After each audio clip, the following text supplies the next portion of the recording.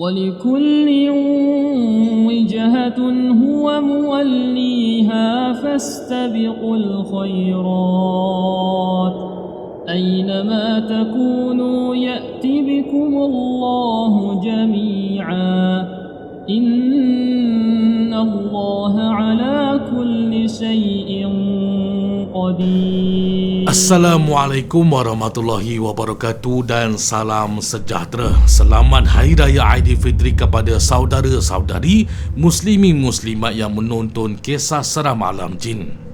Disebabkan kita masih lagi dalam suasana musim perayaan, jadi di sini saya akan bawakan satu kisah perkongsian yang berkait rapat dengan Hari Raya Aidilfitri yang berlaku pada bulan Syawal 1439 Hijrah tahun 2018, dikongsikan dilalui oleh saudari Putri. Dengarkan.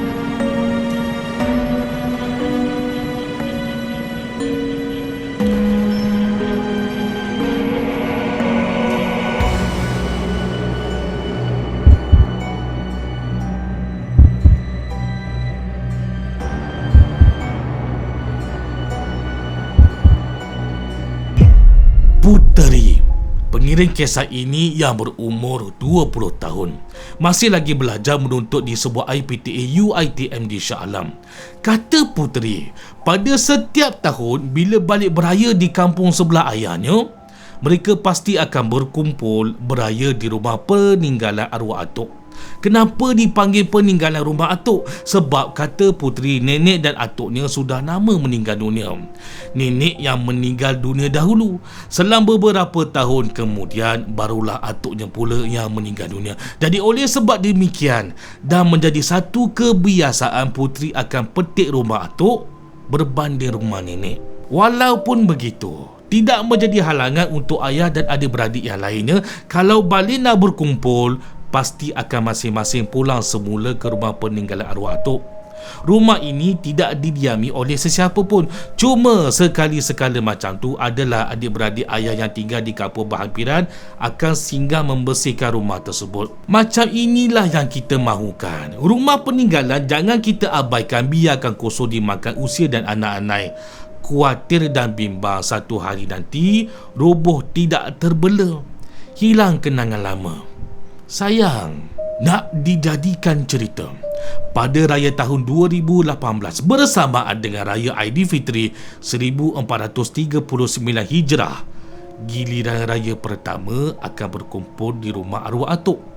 Bermakna Puteri dan kedua ibu ayahnya akan bertolak pada malam sebelum raya, memulakan perjalanan daripada Kuala Lumpur menuju ke kampung arwah atuknya yang bertempat di Kuala Kangsar, Perak. Sampai je di kampung, Puteri ni rasa seronok sangat. Bukan disebabkan Puteri dapat berjumpa dengan sanak saudara yang lain, akan tetapi Puteri kata dia seronok sangat dapat lihat raut muka wajah ayahnya yang sangat gembira, berpuas hati dapat berkumpul dengan adik-beradik yang lain. Itulah yang paling bermakna bagi Puteri, mendahulukan kegembiraan kedua orang tuanya berbanding keinginan diri sendiri. Bagus Puteri ni kalau nak buat menantu. Kejadian yang agak pelik berlaku pada seawal pagi tu. Puteri bersama saudara anak dara yang lain akan tidur di dalam bilik, manakala yang lelaki pula semuanya akan tidur bergelimpangan di ruang tamu. Puteri membantu kita, memberi gambaran kepada kita keadaan rumah atuknya macam ni. Dari ruang tamu sampai dia ke hujung bilik, semuanya berada di rumah atas. Tapi kalau bahagian dapurnya pula perlu menuruni tangga ke bawah. Bermaksud bahagian depan rumah atas adalah berlantaikan papan, dan bahagian belakang rumah khusus di bahagian dapur saja berada di bahagian bawah berlantaikan simen. Jadi kalian semua boleh faham ya. Untuk lebih jelas lagi, lebih kurang macam inilah gambarannya. Ini sebagai contoh saja yang digambarkan seiras sama dengan rumah peninggalan arwah atuk si Puteri ini. Sedang lena dibuai mimpi, Puteri tiba-tiba terjaga daripada tidurnya. Macam biasalah, kita pun kadang-kadang akan terjaga daripada tidur kan. Masa Puteri terjaga tu, dia sempatlah ambil handphone sebab nak tengok jam pukul berapa. Bila dilihat, jam menunjukkan pukul 4.30 pagi. Waktu Puteri nak sambung tidur semula, dia terdengar ada bunyi tapak kaki yang sedang berjalan di luar biliknya. Seakan-akan bunyi tapak kaki tu berjalan melangkah daripada ruang tamu menuju ke bahagian tangga dapur. Pada awalnya Puteri berfikiran, alah lantaklah, orang nak ketandas lah tu, biarlah. Tapi masa Puteri nak sambung tidur semula, tiba-tiba terkejut si Puteri sebab tapak kaki tu patah balik semula daripada arah tangga dapur menuju ke arah ruang tamu dalam keadaan berlari. Bayangkanlah kalian semua, masakan bunyi tapak kaki berjalan boleh didengari dengan jelas, apatah lagi kalau dalam keadaan berlari. Mestilah sangat kuat bunyi larian tu kan. Lagi-lagi berlantaikan papan. Mau tak bergema satu rumah. Tapi yang hairannya, kenapa Puteri seorang je yang dengar? Mereka yang lain ni tak terjaga ke dari tidur dengan bunyi larian tu? Tidur mati ke apa? Lebih menyeramkan lagi kalian semua, Puteri ni dapat dengar lagi ada suara orang sedang ketawa di ruangan lega ruang tamu. Masa ni Puteri agak tersentak jugalah. Apa hal pula ni? Ada bunyi orang ketawa lah pula. Aduh. Puteri tak nak fikir yang bukan-bukan. Dia cuba fikir secara positif dulu. Mungkin ada yang nak ketandas tadi tu. Lepas tu tak jadi ketandas, patah balik berlari ke ruang tamu. Kemudian ambil handphone, tengoklah benda yang bukan-bukan. Sambil tu ketawa-ketawa. Ini apa yang difikirkan oleh Puteri. Walaupun pada dasarnya teori ni agak macam tak logik. Alah, biarlah, bukan urusan Puteri nak ambil tahu lebih-lebih. Dia pun sambung tidur semula. Cumanya saudara dan saudari sekalian, suara ketawa yang didengari oleh Puteri tadi adalah suara perempuan. Bukan ke lelaki yang tidur dekat ruang tamu. Jadi suara perempuan tu siapa pula? Keesokan paginya, bila semua orang dah bersiap siaga dengan baju raya, dengan baju baru, orang lelaki pun dah balik sembahyang raya, mereka pun memulakan sesi bergambar beramai-ramai. Kemudian mereka pun buatlah aktiviti-aktiviti beraya yang lainnya. Sebagai contoh, menziarahi saudara mara ke, bersihkan kubur ke, dan macam-macam lagi lah yang biasa kita buat masa musim perayaan hari raya kan. Malam raya pertama, macam biasalah, udah penat. Ada yang tertidur awal atas kerusi, ada yang baring tengah tengok TV, ada yang sambung makan, ada yang main mercut, ada yang tengah membawang. Bagi Puteri pula, waktu tu sedang sambung makan makanan raya.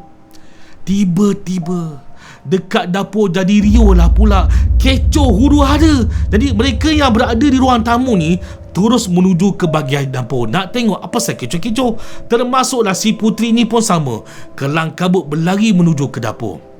Sampai je di bahagian dapur, ada salah seorang makcik Puteri yang digelar sebagai Mak Su. Mak Su ni tunjukkan ada salah satu gambar yang dia tangkap melalui handphone Samsung dia ni.